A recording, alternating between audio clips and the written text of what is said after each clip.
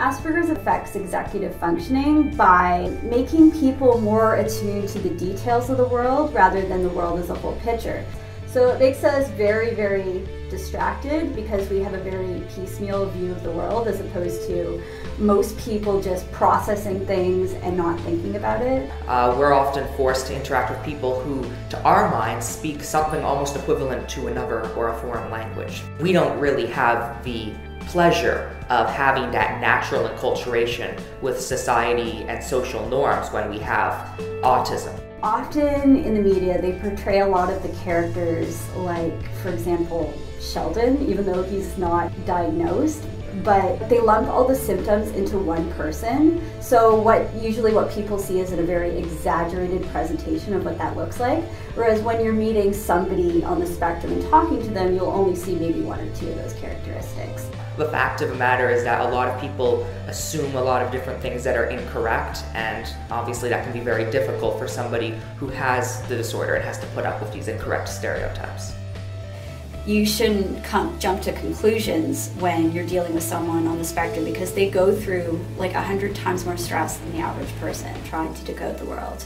I would like the public to know that we really do come on a spectrum and traits get displayed in different ways. Like, not everybody with Asperger's is the same. You'll have so many individual differences because think about it, we're dealing with people here and we're dealing with individuals. People with autism have more unique strengths and weaknesses. They're just as diverse and capable people as anyone else you'll ever meet. You really have to understand the person.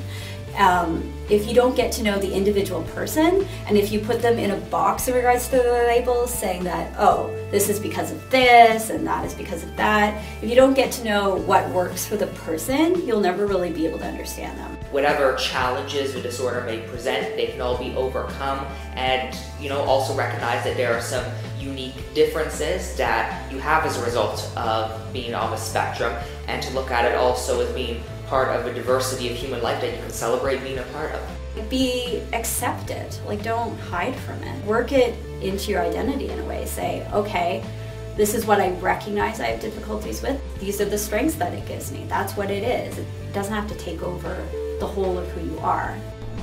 The world needs all kinds of different minds. Be yourself. That's my main message to you all who have an autism spectrum disorder.